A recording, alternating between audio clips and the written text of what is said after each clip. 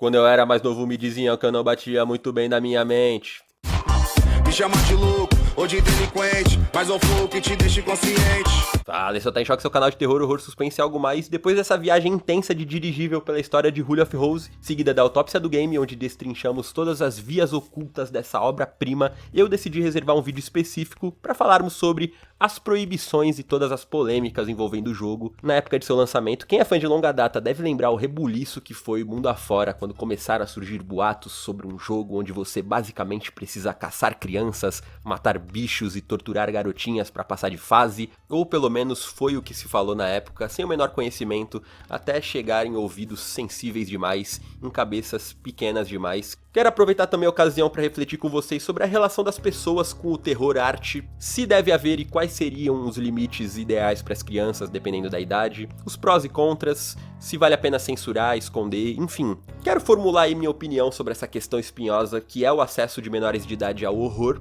Vem comigo para sacar essa puta reportagem.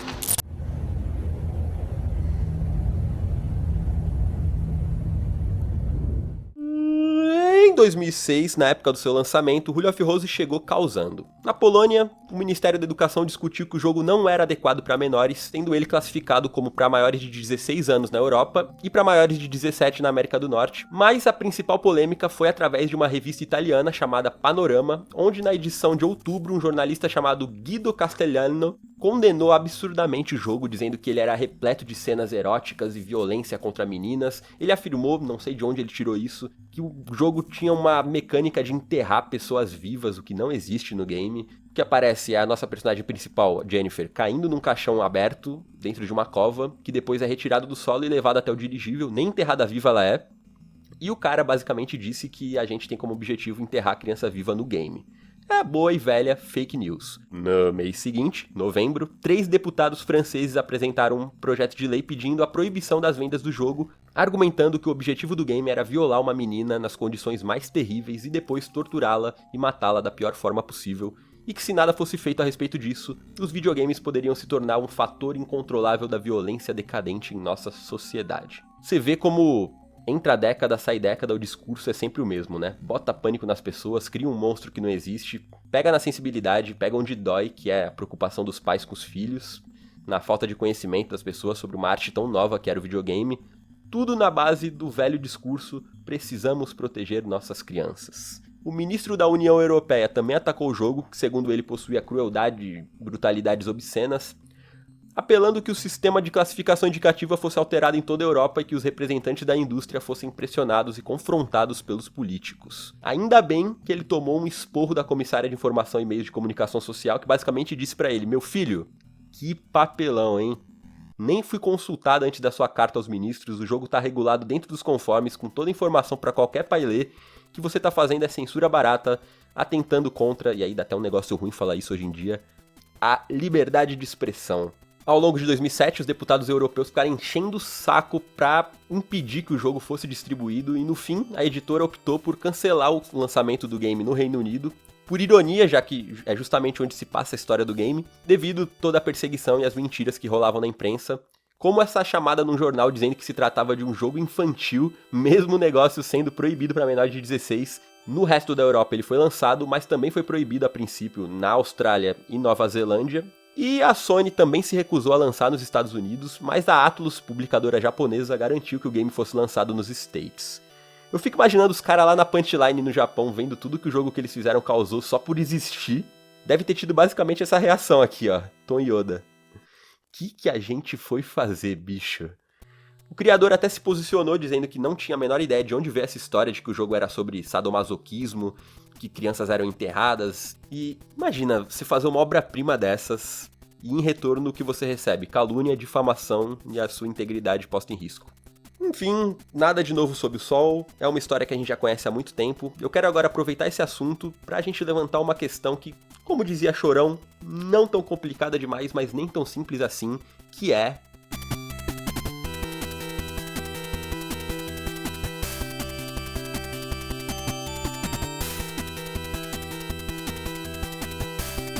primeiro a gente precisa ter em mente o seguinte: dentro do horror, enquanto arte e entretenimento, existem diferentes níveis, tipo uma descida. Tem jogo de terror, filme de terror, série, livro, que são feitos literalmente pra crianças. Como Five Nights at Freddy, Diário de Horrores, a série que tem vídeo aqui no canal, Coraline, Paranorman, Luigi's Mansion, Plants vs Zombies, Goosebumps. Existe toda uma indústria que produz terror nas mídias visando esse público infanto-juvenil e que fazem um sucesso comercial absurdo. Isto posto, já podemos concluir que existe um aspecto divertido no consumo de horror, existe algo de estimulante. Eu acho que foi Stephen King que disse que o terror é uma arte que nos permite confrontar os nossos medos de maneira segura, ou seja, não é uma coisa a ser banida, mas sim valorizada, apreciada. Além desses títulos infantis, tem também uma categoria de terror voltada para adolescentes e jovens adultos que, embora sejam mais intensos, ainda assim ficam ali na superfície, com um tom mais leve e acessível. Filmes como A Morte Te Dá Parabéns, Verdade ou Desafio, Stranger Things, Os Últimos Pânico. Obras que contêm elementos tradicionais do gênero, o suspense, os momentos assustadores, mas que balanceiam tudo com humor, uma narrativa que não é excessivamente gráfica ou perturbadora. Esses filmes atraem um público mais jovem, introduzem a galera num terror mais maduro, porém sem os traumas potenciais que filmes mais sombrios e violentos, como Jogos Mortais da Vida, Speak No Evil, trariam. Terror, quando consumido de forma adequada, puta ferramenta valiosa pro desenvolvimento emocional e psicológico da criançada. Assistir filme, jogar videogame, ler terror, pode ajudar muito criança e adolescente a enfrentarem os seus medos de maneira segura, controlada, desmistifica uma porrada de medo reprimido que elas têm, quebra os tabus, aumenta a resiliência emocional, estimula a criatividade, já que ajuda a molecada a explorar diferentes cenários e situações hipotéticas. Eles se sentem desafiados a resolver os problemas, a pensar de forma crítica, fora da caixinha. Enfim, em outras palavras, eles saem do conforto, da bolha de mundinho Disney, novela da Globo, futebol, as demais ladainhas que o povo gosta de prender as crianças em cativeiro, pra ela chegar na idade adulta totalmente lelé das ideias, a ponto de, igual a ex-namorado de um amigo meu, menina lá com 23 anos, completamente incapaz de contemplar um filme de terror, mesmo que leve qualquer barulho, já entrava em pânico, fechava os olhos, começava a chorar. Isso é vida? Sinceramente mesmo, eu não tô zoando, falando com todo respeito. E não é assim também, porque eu gosto de terror, eu sou apaixonado, a pessoa é obrigada a gostar e consumir também. Não, o que me incomoda é a pessoa não ter a capacidade de sequer assistir, provar pra saber se curte ou não, porque foi criado um mito na cabeça dela desde a infância de que o negócio é o diabo e que vai atrair coisa ruim e que é tudo verdade, vai ter pesadelo e tá aí, vivendo no Brasil, país extremamente violento, cada esquina que tu vai pode acontecer uma desgraça, mas como diz o Coringa, tudo dentro do plano, né? O que não pode é um demônio aparecer na tela da televisão do filme que eu tô vendo, o Michael Myers no guarda-roupa, aí é demais, esquece. Enfim, é essa incoerência que me preocupa, essa falta de coordenação. Existem estudos que comprovam que crianças que consomem conteúdo de terror moderado aprendem a gerenciar melhor as suas emoções, estimulam o pensamento crítico, a empatia. Isso desde tempos remotos, com os contos de fada que ajudavam as crianças a compreender e processar melhor o medo. Crianças que crescem sem nunca experimentar qualquer forma de terror podem se tornar hipersensíveis. E no mundo que a gente vive, familiaridade com medo é uma ferramenta muito bem-vinda.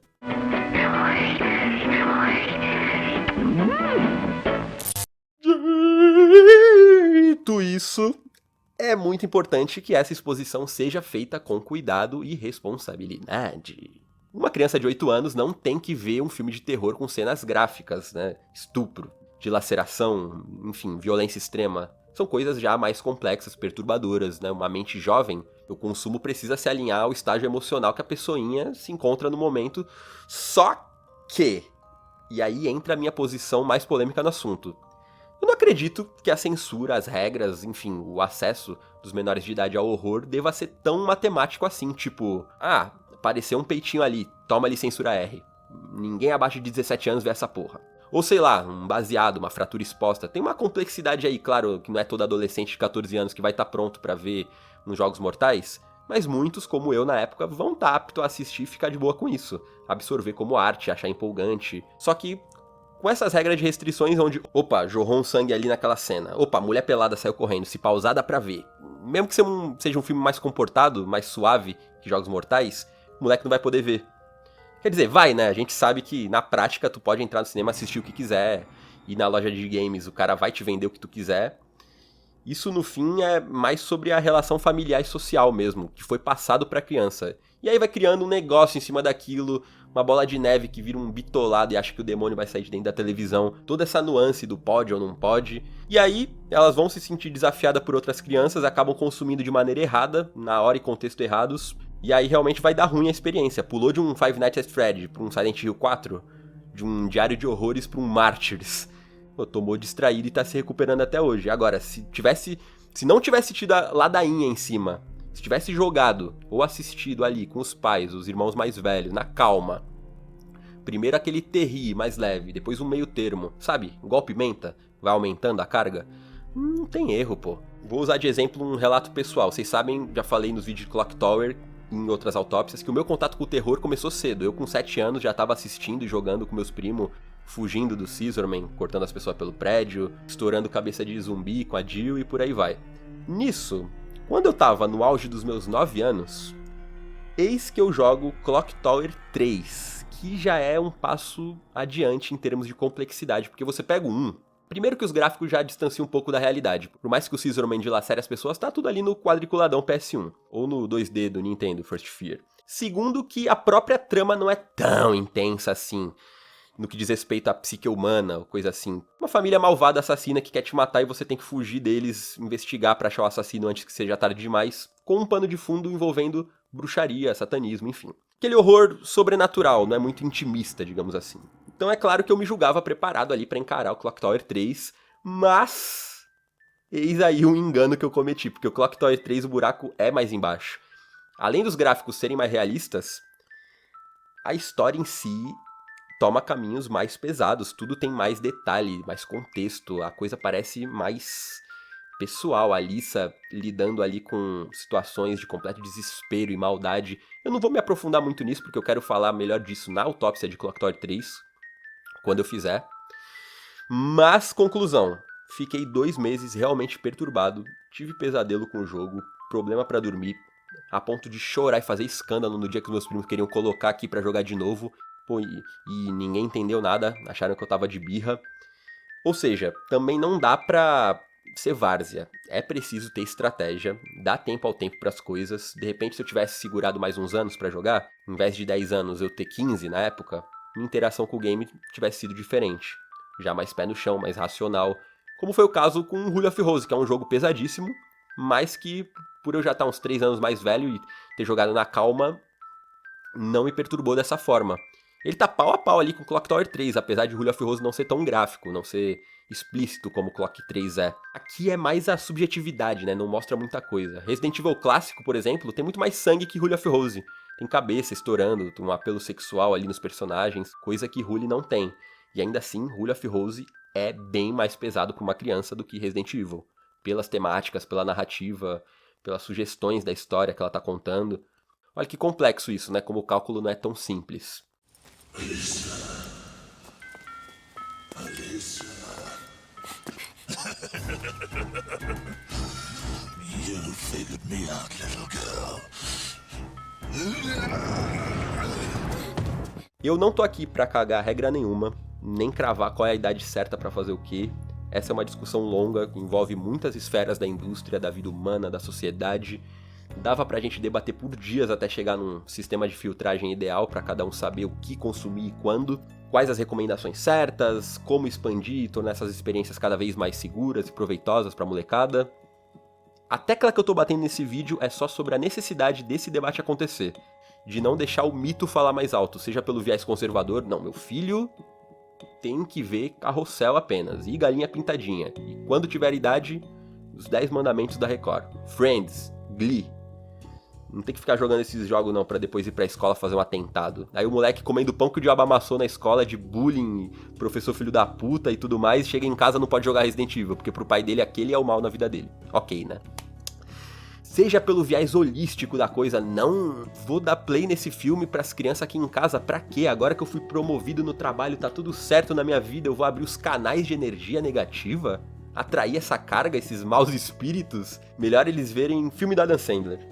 Pra mim, contato com horror, contemplativo, artístico, mercadológico, é muito benéfico em vários sentidos, se você souber explorar, se você souber introduzir os pequenos nesse universo, muito melhor do que eles viverem na redoma. Deixa as crianças se sujar, pô. Deixa as crianças darem uns gritos, desligar a TV pra terminar de ver o filme depois. Deixa a risada da bruxa rolar pelos ares. Isso é tudo emoção, é experiência de vida, sensação, conhecimento. E um dia, sabedoria e preparo.